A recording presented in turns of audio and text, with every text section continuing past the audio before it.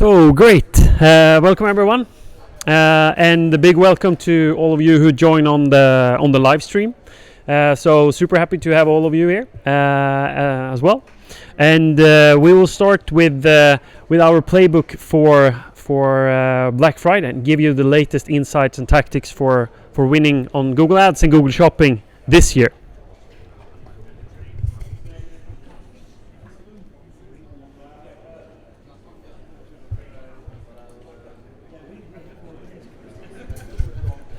So we have a couple of. Okay, great, thanks. So we have a lot of people joining on stage today, and first big thanks to the team from Channable who is joining, Michelle and Niklas. So really happy to have you here, and we from Keywordio, we have been working really close with the team from Channable for a long time, and we're really seeing a lot of great improvements in terms of performance for our customers. So really happy with that collaboration. And we also have Morten, our founder from the office in Amsterdam here. So happy to have you here as well.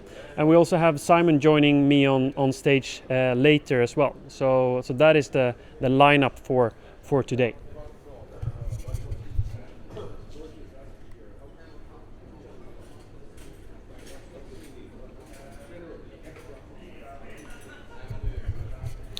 So I will start giving you a first high-level note on the trends and consumer behaviors that we have seen for this year's Black Friday. And I think Black Friday is really an interesting timeline because it's very important for a lot of retail and e-commerce companies, but it's not the most important one for all of them. So why is that? Yeah, we're going to take a look at what we see for this year. So Black Friday is actually a term that come from actually the gold crisis in the US from the start, back in like 1869 when it was a big crash on the stock market. But the first one when it was used in terms of retail, it was actually in 1950, and it was by the Philadelphia police who decided that they had a crazy thing after Thanksgiving. There was a lot of people coming into the city, and there was like complete traffic jam, and that was when they started to call it Black Friday.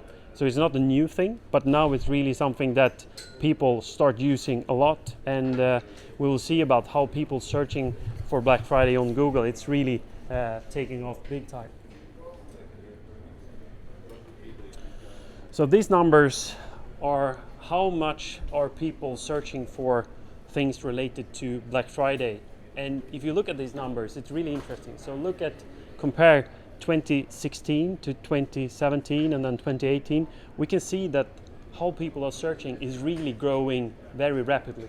So like 50, 40, 30% growth year over year.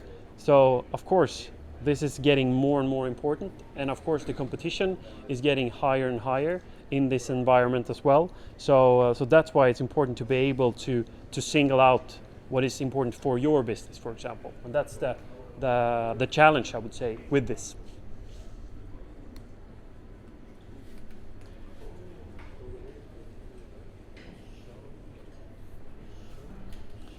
So what categories are really important for Black Friday?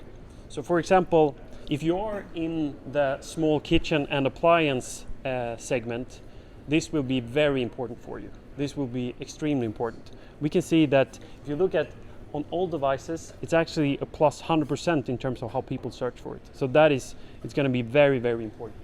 Also clothing, footwear, jewelry is also high up on the growth numbers in terms of the search volume for this. But you can also see a big impact on home appliance and beauty, more personal care as well. So that is really important.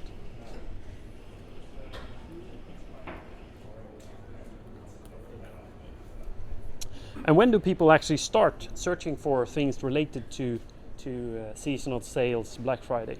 This is quite interesting. People start already in September. So having this talk right now, maybe we should have had this for 3 months ago. So yeah, it's really important. And of course, you cannot buy it from the start, but people start researching quite often. And it's also quite interesting to see that the tail in the end is actually quite extended as well. And we have a lot of customers who actually do quite good on Christmas Eve, for example, on their e-commerce. So that is quite interesting to see that could actually be definitely an opportunity to keep part of your advertising open for Christmas Eve as well.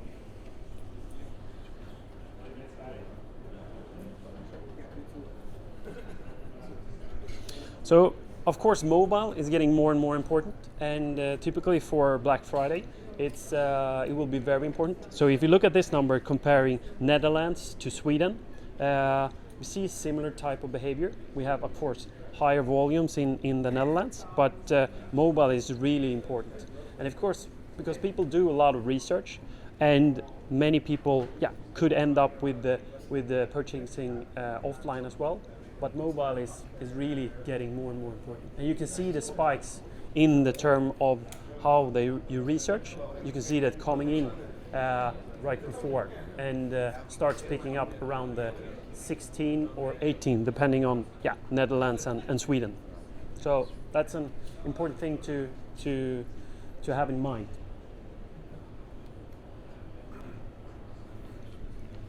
And of course, you have a lot of different dates during this period as well. And of course, Black Friday is typically the big one, but there's also a couple of ones that coming up. And if you look at the search pattern for this, there are a couple of ones like Singles Day is getting bigger and bigger. That Green Monday, Cyber Monday is coming as well. So it could be worth looking into if that could be a potential for your business, or at least see where they are. And of course, the patterns on this change every time. So it's an important thing to keep an eye on and see what is really a good potential for you to stand out compared to your competitors.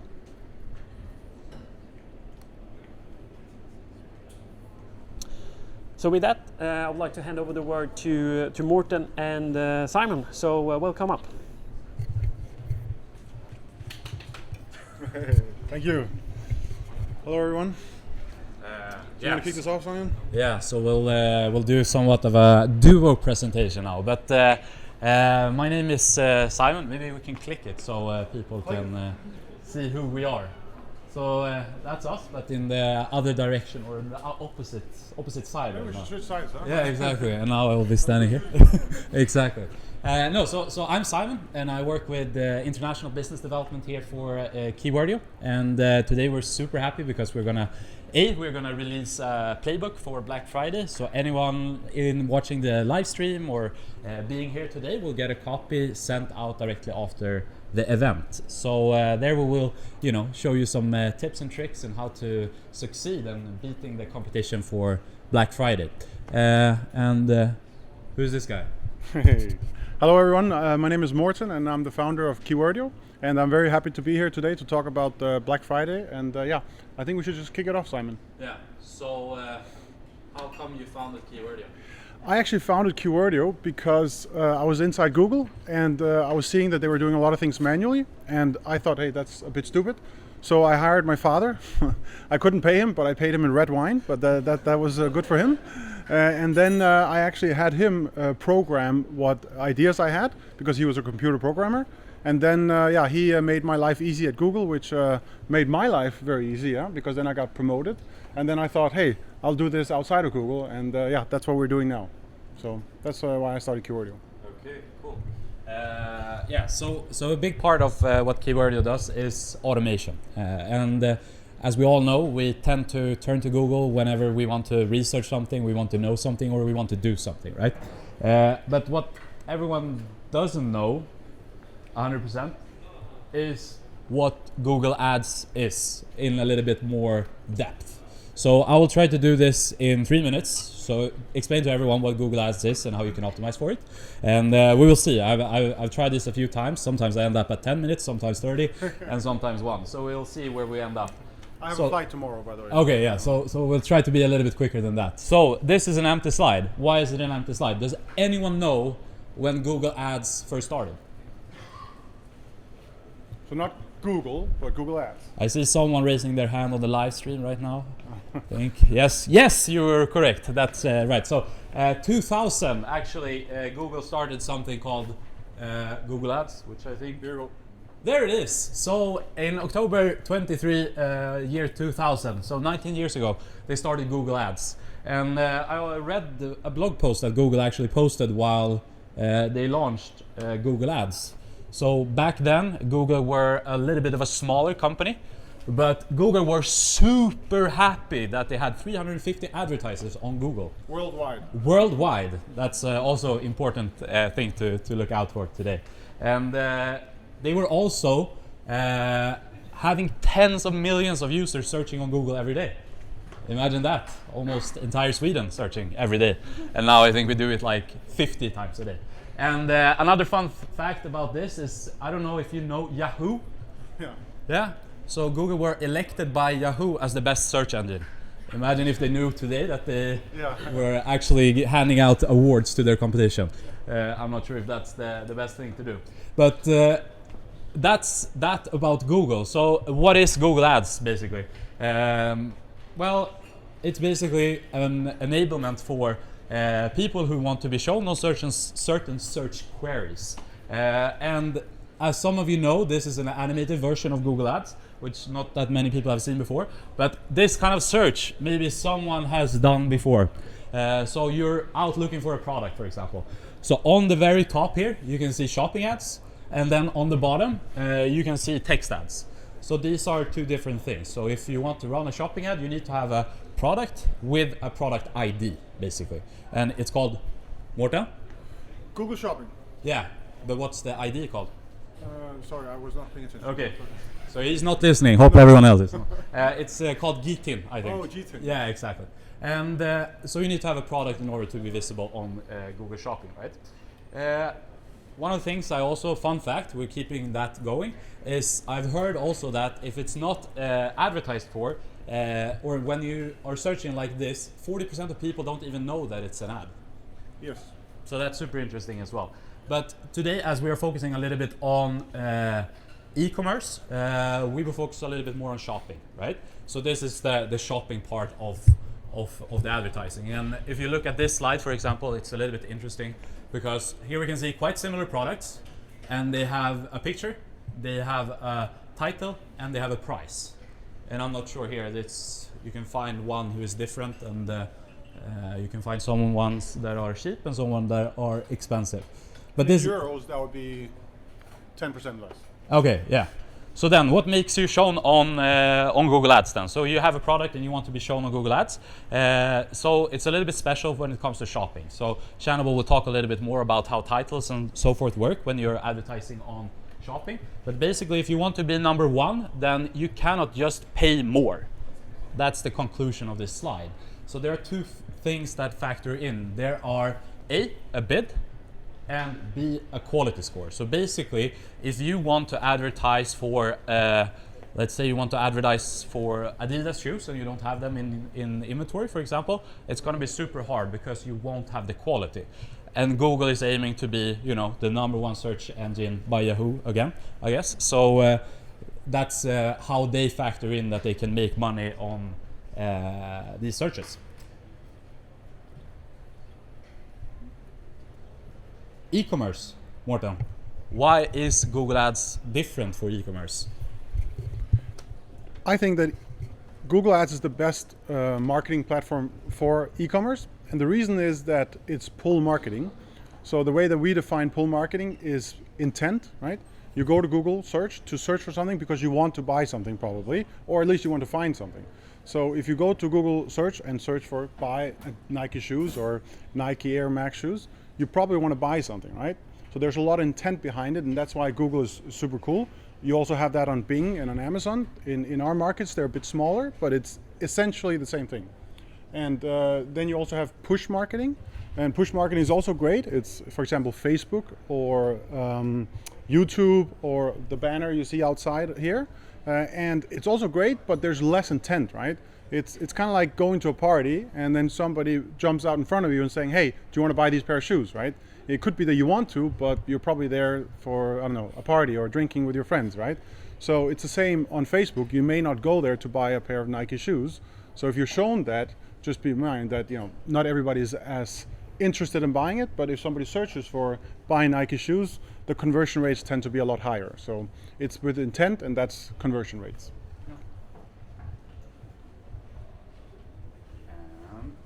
We have the next slide, which is Black Friday, as it's coming up quite soon. And this goes for Black Friday. It's somewhat of an extreme case, right?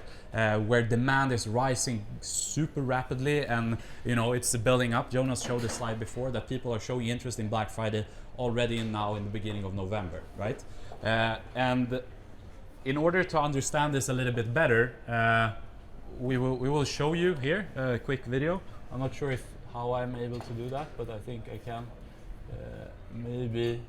Someone behind the scene maybe could do that? I'm not sure if I can get into this. Maybe if I go like this. Can anyone see my? Yeah. Yes. We're getting closer. It's lagging a little bit. But let's see if we can. Okay, we're gonna launch the new iPhone today. Okay, it's. Yeah. Surprise. Either way, what was shown here was basically one of our colleagues at Keywordio before the iPhone launch. And why is the iPhone launch? Why does it make sense to talk about this now as well? It's because we have a rapidly increase in demand and in search volume. And we go to Google to search for things, and it's going to be the same thing for Black Friday as well. So what we tend to see is that we will have a peak in demand coming up, and then we have a kind of a lowering in demand afterwards. So what does this actually mean? It means that you need to be aware of the campaigns that you're running today will be interacting differently with the potential customers once Black Friday is coming up, right? And that's one way of looking at it. And then we had a debate last year about, okay, some companies are not participating in Black Friday and some are not, and you know, all of these things. But even if you're not participating in Black Friday and pushing your sales, you will be affected because the search volume will increase, but then your competition, if they have a better price and product offer, they might steal some of your customers. So you need to be understanding this when you take into account your budgets and bids for Black Friday.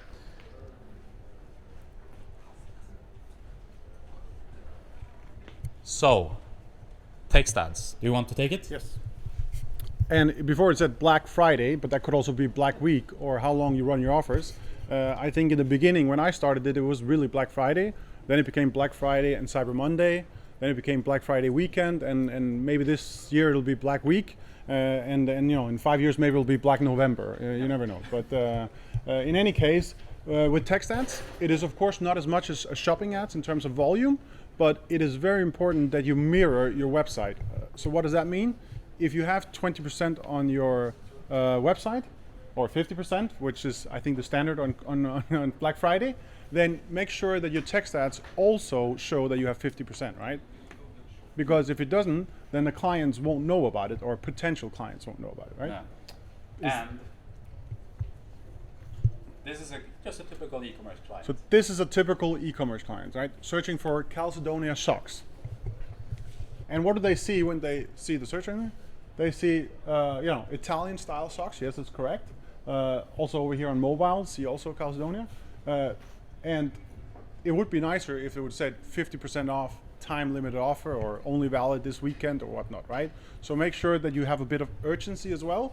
I think e-commerce works a bit like any other thing. If you can stress the client, kind of, you can. There's a higher chance of getting them to make a sale, right? And I think Booking.com does it actually really well. It's maybe not e-commerce, but you know, you've seen that one hotel room left, or 5 other people bought it today, or whatever, right? It is really to stress the client to make them, make faster decisions, kind of, right? So that's one way they do it. So yeah, here I would like a 50% ad running. Yeah. Yeah. Exactly, and I think it's important that, you know, if you have great offers, please show them, right? That's the whole purpose of everything, you know. And you don't need to. It doesn't cost anything extra to add this into your ad copy. It costs zero, but it might be that it increases your click-through rate, which means that when someone sees the ad, they actually click the ad, which then will affect your quality score, which means that you could go for a lower bid and still win the auction.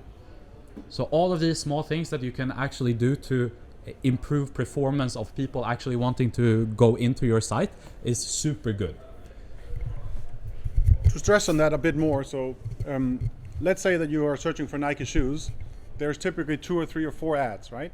Imagine your ad says minus 40%, and all the other ads just say buy Nike shoes online. Of course, people will choose the one with a better offer, right? And you know, I know there's a lot of ways that you can get clients in, but price is pretty much one of the most important things to get more people into your shop. Yes. So that's that on text ads, which is the minority of ads for Google e-commerce, right? So this is how Google Shopping works.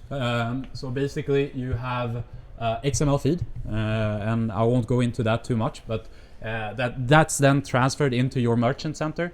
And then after that's transferred into Merchant Center, then you can start doing things in Google Ads. So you can create your shopping campaign, and you can do placing your bids, and then you can set your budgets and all of these things, right? One of the things that is very important to know about the ad format shopping is, of course, what you're actually showing to the potential customer. So one of the minimum points that you need to have is that you need to have a high quality image. This is like baseline, and then it will be super important how you're structurizing your titles and basically how you're describing the product.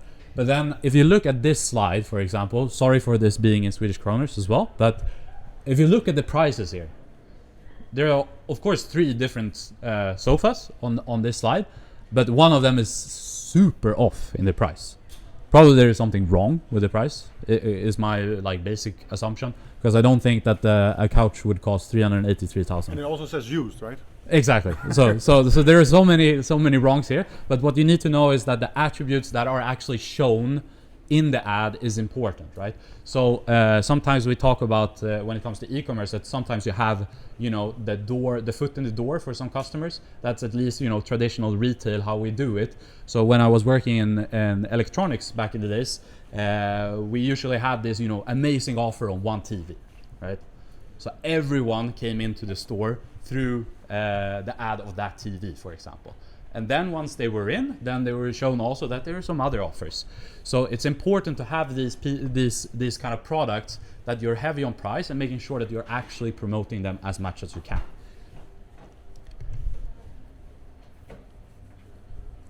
Can you take how you structure it? Yeah, so I think Channable will go through this later, and this is not necessarily the only way to do it, but what you want to think of when you create your title is create as much value for the searches, right? So if somebody's searching for, I don't know, Nike Air Max sneakers in black, right? Google goes into your Merchant Center feed and they search, is there anything in this feed, and 10,000 other feeds, that replicates this search, right? And of course they have the brand from the feed, they have the price, they have all these things, but imagine that your title only says, what could it be as an example? White X5 47, and then that's a dishwasher or something like that, right? So you need to have all these categories, brand, and so forth. So you have an easier time with Google, so they can see what are people searching for, and then we can show them that from this feed, right? So as much relevance as possible is great. Yeah. So actually now we have teased you quite a lot, and just one last thing on shopping as well. Why we are stressing the feed is because in text ads, in search, you are basically bidding on keywords. But in the shopping campaign, you're bidding on your titles in the feed, basically. So that's your keyword base. So the only thing that you can do with keywords in shopping is that you can add negatives. And that's if one of your title is bringing in, I don't know, if someone is wanting a specific shoe that you might have had before, and it can attract because it's a little bit broader in the match type. So that's why we're stressing the title so much, because it's hard to change in Google Ads, so you need to do it in the feed. And today we are releasing the playbook for Black Friday as well. And I think, just to summarize a little bit, one of the things that you need to do, if you haven't done it, make sure that your ads are aligned with what offers you have on your site. We are not saying that you need to do it on every ad, because we know there are usually thousands in any e-commerce account, but at least have an extension, at least have it in your own brand campaign, so it's actually visible that you're running this super good offer right now. And then if you want to go more nitty-gritty, it will be all in the playbook, so you can watch it. And then quality optimize your shopping feed. We went into that. Building a buzz. One of the things I've seen is that some companies are actually building awareness for this big sales period before the actual event starts. So you can set up a landing page where it's kind of promoting Black Friday, that you will run a few offers, and then maybe throw in a few teasers. So maybe you show the product but you don't show the price, for example. That's another way to do it. And then you can start running remarketing on that once Black Friday starts, because you know that they've already shown interest in you and they've shown interest in Black Friday. Why not capture them in a great way? And then I think optimizing bids and budgets for the increased demand. So and after optimizing before and after. So typically a guideline that's told is that we should base this on the conversion rate. So basically, if we have a conversion rate of 1 usually, which could be a good or a bad thing depending on what you're selling, and then you go to Black Friday, and then all of a sudden you see that, oh, now on my site in analytics or wherever you look, you see that you have a conversion rate of 2. How should you attack this in your advertising? You need to lower, if you're using target ROAS, for example, which is return on ad spend, so ROI focused advertising, then you need to lower your ROAS target by approximately the same that your conversion rate is increasing. So it's increasing 100%, so you need to lower your ROI target by 100%. That's the same when it comes to CPA, so cost per acquisition, if that's the target you're having. So then you need to increase your CPA by 100%. And then if you're using CPCs, then I guess it would be something similar to this as well, probably. You're nodding, yeah. So that's good. But be aware of this, and then set a reminder for yourself when the offer stops. Stop this kind of highlight Black Friday bids and budgets. And ads, because otherwise you will have some unhappy customers in the end. But we have a long checklist which you can go through and a little bit more in details look at that we send out. And that's a third of it, so it's a quite long checklist, but you will have it afterwards. And with that, we will hand it over to Channable. Thank you, everyone. Thank you. Thank you very much. So, hello everyone. My name is Michel, Head of Sales at Channable, and here we've got Nicolas, Business Development for the Nordics. So, thank you very much for having us over here, and of course it's a great pleasure to be in Stockholm. Unfortunately, I think there are not that many Dutch people here, so they didn't make the flight to Stockholm. But yeah, a little bit about Channable, because most of you probably think, what the hell is Channable? We offer an online tool for online marketing. So we started 5.5 years ago in Utrecht as a startup with 5 people, and we grew quite rapidly. We're now probably this year going to 100 employees in Utrecht. So this is, well, the picture before, that was our office. So it's a very old building. This is really nice, and we have a very old building, which is also really nice but different. But yeah, so we offer an online tool for online advertisers to easily automate their online marketing. But we'll tell a bit later more about this. What I want to talk about, and what Nicolas will probably talk about, is automation and tooling. And I will talk a bit more related to the holiday season, where Nicolas will talk about more about automation and tooling.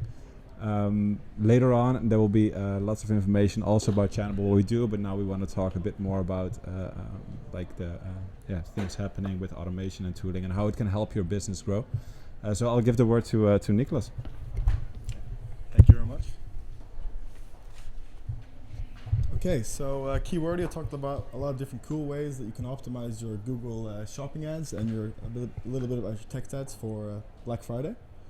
So they talked about how you can connect your shop specifically to Google. And one of the reasons we're doing advertising, of course, is to increase the exposure, not only to your web shop, but also to your specific items. And one way to do that is to market your items on multiple channels. So in reality, your marketing strategy might look a bit more like this. And I'm not sure about you guys, but just a quick look at this. It's quite unclear what's happening. It gives you a bit of a headache, and it already shows you one of the first issues with multi-market channel advertising, which is basically that you don't really have a clear overview. You don't know where or what you're advertising on what channels or marketplaces or affiliate platforms, for example. And it's just very unclear. So it can lead to a lot of frustration when you're trying to do your product advertising. And this frustration is also further enhanced by the fact that all of these different channels require the information to be sent in different formats, but they also want the specific information to be in different ways. And doing this manually can be a very time-consuming task because, well, you got to go through to make sure you import your shop's correct, but then it's also correct for every single one of the channels you want to export to. And if you don't have maybe the technical expertise to do it yourself, you as a marketeer or as an e-commerce manager might be create a nice idea or marketing plan by yourself, but then you got to send it to your IT department. Before it's actually done, it's taking a lot of time, and well, you can't really do it yourself. So what you end up with is a lot of time wasted, but also with a lot of generic advertising, since it's just not realistic to have very product-specific ads. So one of the ways to solve this is through automation. So basically, how automation solves these frustrations and the time consuming is you try to automate all the things that can easily be manually done. So when would automation make sense for you? Well, automation makes sense when if you have a bigger dynamic data. So for example, if you have a large amount of collection, a large amount of items, the time that it would take just to make sure that it's all correct on all the channels you want to market on, even if it's just one channel, just isn't realistic to do, then automation would be good for you. As well as if you have very dynamic data. So this could be that you have prices that are changing very often, your stock is fluctuating a lot, or you have a lot of collections. So maybe you're releasing new collections on a monthly basis or even a quarterly basis, and you're just spending a lot of time just making sure that information is correct. And the same would also work if you have a lot of different sizes. Then automation would be really good for you. And so is this a specific industry or a specific type of companies that can use automation?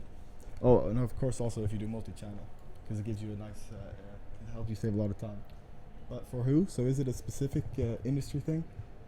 Not really. So it's very specific for all e-commerce, but doesn't really matter what type of products or services you're selling. So here we have a few examples of like baby products, electronics, but there's fashion as well as furniture. And what they all have in common is basically they either have a lot of items or they have very dynamic items, where it just isn't realistic to do it all manually. So when does it not make sense to do automation? Well, if you have very simple data, so it's very static, it doesn't change very often, it's not very large, then automation maybe isn't for you. So basically when it's still easy and realistic to do all this manually, then automation isn't for you. So we've talked a lot about, or I've talked a lot about automation so far, but let's move on a little bit to tooling. So automation is in itself already a solution, but tooling is a solution that helps you to start with automation, as well as enables you to do next level channel marketing. So here we have the same picture as we had before, where we're trying to connect your web shop to all the different channels, affiliates, and comparison websites that you want to do before. So how does tooling differ? Well, instead of connecting your web shop to all the channels individually, you connect your web shop just to one tool. So you might be wondering, okay, what's the benefit of this? The first benefit is that you get a clear overview. So instead of having multiple different feeds or connections to multiple channels, you'll have everything in one tool, and you get a clear overview of where you're exporting your products to, as well as how your products look like. And in the tool, you also do all of your marketing. So you get a clear control of what type of products you want to do, perhaps based on performance to different channels, or based on other requirements that you would like to do. So automation with tooling, basically it gives you the possibility to do multi-channel marketing. It also gives you the possibility to get more control. So instead of being as relying on IT as before, maybe if you have to do it for multiple channels, in the tool you yourself can easily make quick adjustments. So all you need to really do is change your import feed, and it will automatically get updated to all the different channels that you want to export to. And also with the tool you can use pre-enabled channels that are already set up for you, so that you can just connect your imported feed to the different ones to make sure that it's already in the right format. It will also let you know if the information's in the correct way that it wants to be displayed with or not. And it also enables rule-based advertising. And rule-based advertising is basically just using rules with if and then statements. So it enables you as a marketeer to come up with cool and creative ways to market your items, and then you let the tool do all the manual work for you to change it to make sure that it looks correct. So we do have a few cases about this as well. So the first case we have was we were working with Echo Shoes, and Echo Shoes had an issue where they were doing all the feeds manually, and the person who was responsible for it was was very reliable, needed very much help from their ID department, and this person didn't really want this. They wanted to make sure that they could do it themselves, get the freedom to do it, so they decided to use a tool. And with the tool, he was given the possibility to decide what he wanted to do to his feeds, when he wanted to work on his feeds, as well as how he wanted his advertisers to look for all of his different feeds. We also worked together with just load here, with Rituals, and Rituals used a tool instead of just for normal or for Google Shopping, for example, or for feed marketing. They used it for text ads marketing. So with the tool, you also have the possibility to create text ads by using the information you have in your feed, by combining static text and information that you have in your feed. And this gave Rituals the possibility not only to save a lot of times, but it also enabled them to use different market strategies that weren't possible when they were doing everything manually. And by using a tool, through saving a lot of time, it helped improve their results quite a lot, as you can see here through the quotes. And these are just short sneak peeks from the different cases, but we have them in the playbook as well later that you can download. And now I'm going to give it over to Michel, who's going to give you more holiday season insights about tooling and automation. Yeah, great. Let me just switch places, then I can stand over here. Thanks, Niklas. And I think this is something for the whole tooling. That's also why, of course, Keywordio and Channable is collaborating, because we're both in the same business, both on automation, and this really, how do you say, like complement each other. And we're in the part where we can automate all the feeds, and we can do all the optimizations before it comes into Google, and that's where, Keywordio takes over, because we don't have any knowledge about that part. So some insights on the holiday season. Of course, Jonas already shared some with you. I got 2 slides with some insights as well, which is really interesting to see, is that, of course, Black Friday is not just for the States and for Canada, but it's now, of course, all over the world, even though we're not celebrating Thanksgiving. Well, at least I'm not. So it's nice to see that how fast it's growing in Europe. And specifically, if we're looking at the Netherlands and Sweden, that you can see how fast it has been grown from 2014, 2017. This is sourced from Criteo, and what it shows is the growth of sales compared to like an average day in the beginning of November. So the first 2 weeks average amount of sales compared to Black Friday. So even in the Netherlands, it's even going faster than in Sweden, but still both growing very rapidly. So how can tooling help you stand out? So I think it's very important to mention, like, of course, if everything is growing, it means that there are lots of searches and that your competition is basically increasing. So it's getting harder to make first place on Google, like Morten and Simon already explained. So how do you stand out? Well, first one is that data is key. So it's very important that you get the right data into your merchant center for Google or to your Facebook Business Manager account. So make sure that your data is perfectly optimized. So make sure that you fill in all your attributes, So make sure that you have a color field, that you have your price, of course. Well, I assume that you have your price in your data, but also material, things like this. Like the more information that you give to Google, the better you'll be found. So this is the quality score that they were talking about. The better you get your data, the higher your quality score. And of course, your bid is also important, and its influence is also the spot. But still, like, make sure that your data is top-notch. Merging additional data is also a very important one, and it can help you to even go next level. So what you could do by the use of tooling, if you import external data or additional data, let's say cost data that you know per product, like how much money you are spending for a specific product on Google Shopping, this enables you to import this, put it next to your product, and this way create, for example, custom labels on how well your products are performing. You could also think of additional data. Maybe you have an additional file with extra information like colors, materials in your ERP system or your PIM system or whatever. You can bring all that data together, and then this way you can easily increase your quality of your feeds. And this is quite tough because, like Nicolas said, the specifications of all these feeds are different. So for Google Shopping is asking something, but Criteo is asking something else, and don't even get me started on Amazon. They have lots of attributes that they want from you. So it's very hard to meet these specifications, but very important to make sure that you get those specifications well matched with, well, the channel's requirements. Because otherwise you simply won't be on the #1 position. Second one, make sure that your ads are up to date. So you don't want to advertise with a product that's out of stock, or maybe like Morten said, like you want to mirror your website to your ads. So you want to make sure that the prices are correct, of course, but also your availability. Let's say you have a product that's not available. You want to make sure that it's not on Google Shopping. Let's say you're selling your last TV at 9 o'clock in the morning. You don't want the whole Black Friday that your advertisement is still there, because it's just wasting money. So that's why it's important to run your feeds more frequently, if possible, of course, because if your data is not updated that often, then it's going to be hard, of course, to update it on Google Shopping as well. But this is something that you can easily do. So you just update it more often. Use, for example, the Google Shopping API, and then you can just push your data to Google Shopping, and this way your ad will be removed if it's out of stock. If you don't know how to do this, or if you're doing it manually, again, use a tool for this. And it's not necessarily Channable. Of course, we know there are lots of tools to do this. So, of course, we're working with Channable, so we will tell you that Channable is the best. But that's up to you to decide. But this is something that can help you to make sure that you don't waste money. Did I miss anything on this slide? Well, you get your target groups, of course.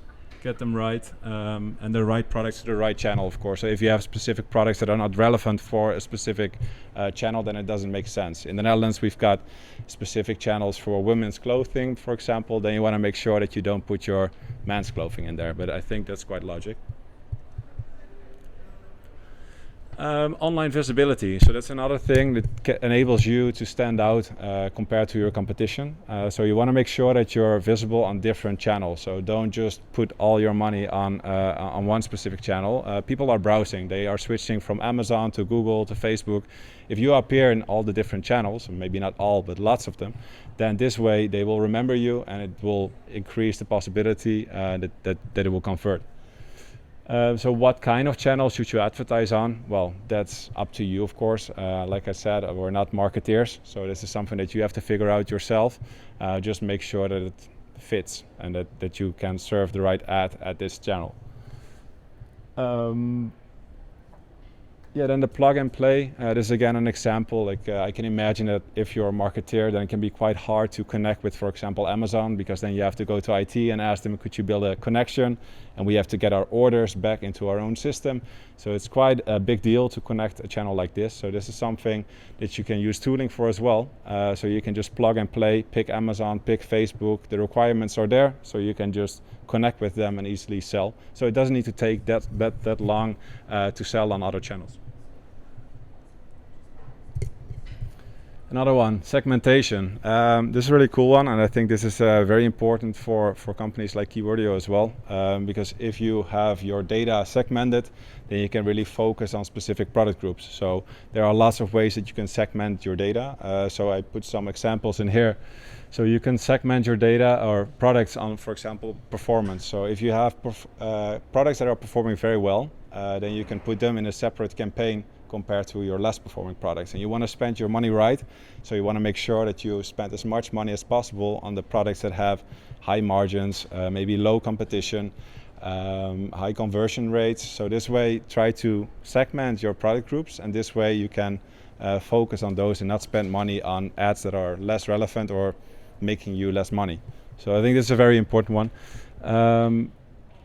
Exclude products, brands. Yeah, of course, it's also important to exclude the products that are not relevant. So this is already something that you can do upfront, and then within your Facebook Business Manager account or Google Ads, then you can do the bidding and optimize everything, and then you should call Keywordio to help you out with that. Use your time right. Well, I think this is a very general thing, and this is something that you can win quickly by using tooling. So it can be quite time consuming if you're doing a lot of things manual. So just think of orders. If you're selling on Amazon, for example, and you have to fill in all the information for every order from Amazon into your own ERP or your Magento or PrestaShop or any e-commerce platform you're working with. So make sure that those orders are coming in automatically, especially during Black Friday or Christmas. Like, this is going to take so much time, and maybe you have to hire more people to do the data entry. Just make sure that you got it synced automatically, and it's quite easy. Again, just use tooling. It will save you so much time and frustration as well, like Nicolas said. This excluding automatically, well, that saves time, of course, and scheduling actions. I think this is also very nice. Just now, I think Morten said, put a reminder in your agenda to kill all the promotions or ads on Black Friday. You could schedule this. So you could just say, up till the 24th of November, I want to advertise with this, and on Black Friday, I want to advertise with Black Friday promotion or something like this, like I did over here. So I put a rule, the if-then statement. So you could say, if it's exactly 29th of November, then I would like to adjust my title, or I want to, what could you do more? You could say, I want to adjust my information about my shipping. After 4 o'clock, I want to say free returning instead of order today, delivered tomorrow. I'm not sure if that's also the case in Sweden, but in Netherlands quite small, so we can do that. But those kind of rules can really help you to automate things and schedule it. So you can already put your rules and your automation in place for, I don't know, for Valentine's Day or for Christmas. Like, you don't have to set an alarm or something to stop the ads. So a couple takeaways. I'm almost breaking my neck to look around, but I think most important takeaway is the combination of automation and control. Nicolas mentioned it before, like, you want to be in control. You don't want to lose the personal touch to your ads, because, well, it's very important to make it personal, otherwise people won't buy. But there's so much time spent on manual labor. Try to combine best of two worlds, I would say. So try to automate the manual labor, and look if there are possibilities for optimization and automation, and then still keep that personal touch and don't automate everything. Maybe in the future there are solutions for that, but keep that in mind. Serve the right ad at the right time. Well, I think I discussed that already. Start automating when it makes sense. If you just have a few products, or you're just selling on Google Shopping and you don't have that much of a fluctuating stock or prices, then of course it doesn't really make sense to put too much money in tooling. Feed quality is key. Well, I think I spent enough minutes about this, so make sure that your feed is top notch. If you're questioning if it's good enough, feel free to give it a try and ask us later on, like, how can we optimize this? I'd be happy to help. And keep it easy. So keep it easy, what do I mean? Try to get your marketeers in control. If you're a marketeer yourself, you want to be in control, and you don't want to rely on other colleagues that are responsible for data, or if there's a colleague that you should contact before you can add another channel or something. Like, if you're in control, you can make the decision. If you want to exclude half of your products because I don't know why, but you want to exclude it right now, don't call IT, but just do it yourself. IT has other things to do. Well, they think so, and hopefully you think so as well. So they can focus on their core business, and you can focus on yours, and you can be creative and looking at strategy instead of data entry. So that's what I want to give away in the end. And if you don't believe me, then you can always listen to this guy.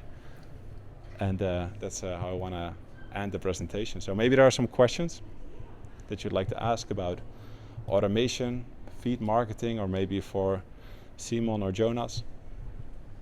And if not, then I'd like to give the word to Jonas.